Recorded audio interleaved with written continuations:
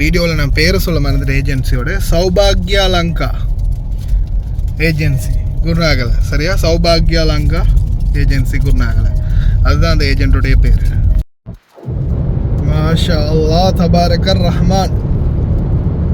அஸ்ஸலாமு அலைக்கும் வரஹ்மத்துல்லாஹி வபரகாத்துஹு. அன்பார்ந்த அனைத்து உறவுகளுக்கும் இனிய மதிய வணக்கம். எவ்வளோ வேகமாக போகுது இல்லையா? நோன்பு, ரமதான் மாதத்தின் நோன்பு 10வது நோன்பில் அடி எடுத்து வச்சிருக்கிறோம். நோன்பு மட்டும்தான் அவ்வளோ வேகமாக போகுதா? மக்களே, நோன்பு போகிற மாதிரியே தான் நாளும் போயிட்டு இருக்குது. எந்த அளவு வேகமாக போகுதுன்னா, நம்ம என்னைக்கு ஸ்டார்ட் பண்ணினோமோ அன்னையிலேருந்து இன்னைக்கு வரைக்கும் அதே நிலைமையிலே தான் நாம் நிற்கிறோம். ஆனால் இன்னமும் நம்மளுடைய இந்த பயணம் முடிவடையலை. நாம் நினைச்சது இன்னமும் முடிவடையலை இல்லையா? பல கோல்கள், வீடு கட்டணும், பிள்ளைங்களை படிப்பிக்கணும், கல்யாணம் கட்டி வைக்கணும், அப்படி செய்யணும் இப்படி செய்யணும், அது பண்ணணும் இது பண்ணணும், பேங்க்கில் டிபாசிட் பண்ணணும், ஆப்ரேஷன் பண்ணணும், எத்தனையோ கனவுகளோட எத்தனையோ முயற்சிகளோடு நாம் ட்ரை பண்ணியும் கடைசி வரைக்கும் நம்மளால் எவ்வளோதான் முயற்சி செஞ்சோம், இன்னமும் அதே நிலைமையிலே தான் நிற்கிறோம். அதுதான் உண்மையான நிதர்சனமாக இருக்குது இப்போதைக்கு இல்லையா? அன்பார்ந்த உறவுகளே, முடிஞ்ச வரைக்கும் வெளிநாடுகளுக்கு வரும்போது வந்தத்தில் இருந்து அல்லது இண்டையிலிருந்து இனிமேலாவது உங்களுடைய கொஞ்சமாவது உங்களுடைய சம்பளத்தில் சேமிப்பை வைக்க பாருங்க, இல்லாட்டி ரொம்ப கஷ்டப்பட்டு போகும். அதே மாதிரி நேற்று நான் ஒரு ஏஜென்ட் பற்றிய ஒரு தகவல்னு சொல்லியிருந்தேன். அது சம்மந்தமான வாய்ஸ் கட்டோன்னு அந்த சகோதரி நாட்டுக்கு போனதுக்கு அப்புறமா சிங்கள சகோதரி போட்டிருந்தாங்க.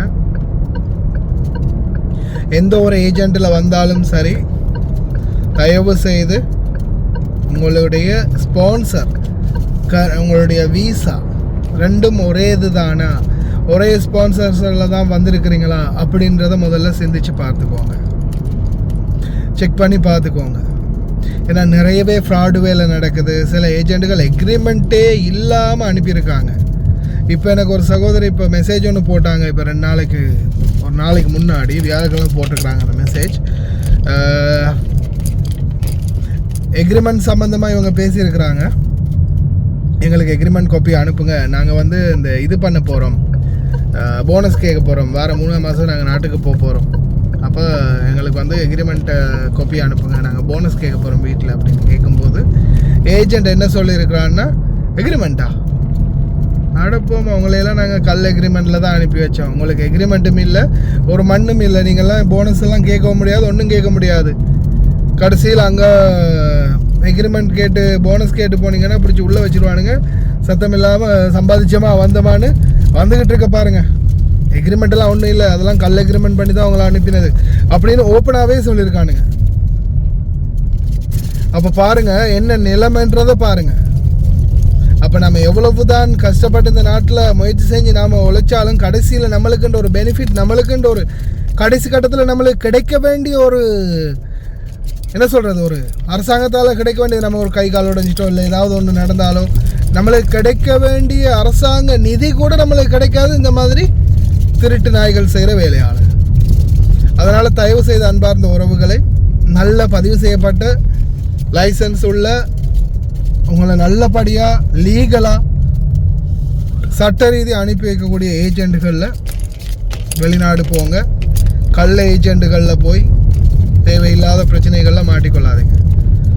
கடைசியில் எந்த ஒரு உதவியுமே அரசாங்கத்தால் கிடைக்காதவங்களுக்கு இந்த மாதிரி ஃபேக்கான எக்ரிமெண்ட்டில், ஃபேக்கான வீசாவில், ஃபேக்கான டாக்குமெண்ட்ஸோடு நீங்கள் வெளிநாடு வந்தால் தயவு செய்து கவனம்.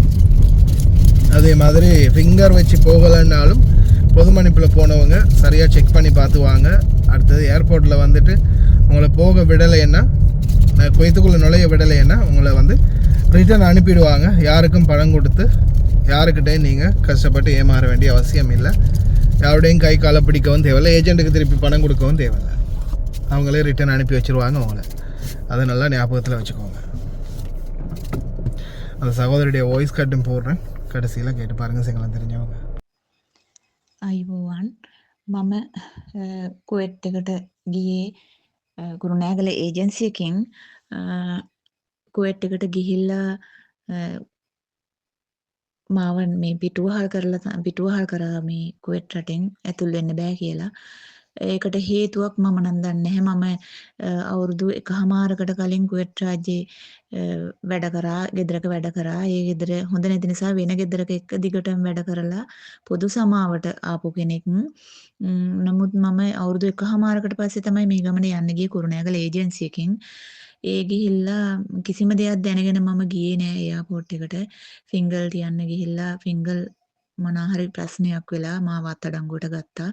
පොලිසියේ තමයි මම දවස් 3ක් හිටියේ. රෑ 3ක්.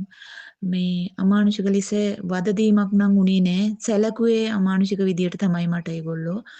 මේ ඒ වගේ දෙයක් මට කරන්න මම කරපු වැරැද්දක් තිබුණේ නෑ. අනිත් එක තමයි මගේ මේ ලංකාවේ ඒජන්සි මිනිස්සු මාන් ගැන කිසි දෙයක් හොයා බැලුවේ නැහැ. අන්තිම කෝල් එක මට පොලිසියෙන් කෝල් එකක් අරන් කියන්න කිව්වා, ටිකට් එකට සල්ලි හොයාගන්න කිව්වා. ඒ වෙලාවේ ෆෝන් එක දීලා ඒගොල්ලෝ ඉදිරියෙන් මම මගේ සහෝදර අක්කා කෙනෙක් ඉන්නවා කුවෙට් වල, ඒ අක්කට කතා කරා. ඒ සහෝදර සහෝදරියෝ තමයි මට උදව් කරේ. මොන හේතුවක් පිට හරි ඒගොල්ලෝ කොහොම හරි හොයාගෙන මට ගොඩාක් උදව් කරා. ඒගොල්ලොන්ට ගොඩාක්ම ස්තුතියි. ඒ වගේම විශේෂයෙන්ම මට උදව් කරපු ඔබතුමා, හරියට මම දැනගෙන හිටියේ නෑ කවුද කියන්න. මේ ඒගොල්ලෝ මට පැහැදිලි කරා මේ අපිට කෙනෙක් උදව් කරලා තියෙනවා කුවෙට් රටේ ඔය වීඩියෝ මේවා කරන කෙනෙක්. ඉතින් ඔබතුමාට ගොඩාක් බොහෝමත්ම ස්තුතියි. මගේ ගෙදර අය බය වෙලා, ඒ කුවෙට් රටේ හිටපු සහෝදර සහෝදරියෝ බය වෙලා ඉන්න අවස්ථාවේ ඔබතුමාගේ පිහිටවීම අපිට ගොඩාක් වටිනවා. ඔබතුමා හොයලා බලලා ඒ ඔබතුමා කියපු දේවල් වල විශ්වාසය තියාගෙන ඒ කටයුතු කරලා තිබුණා මගේ සහෝදර සහෝදරියෝ.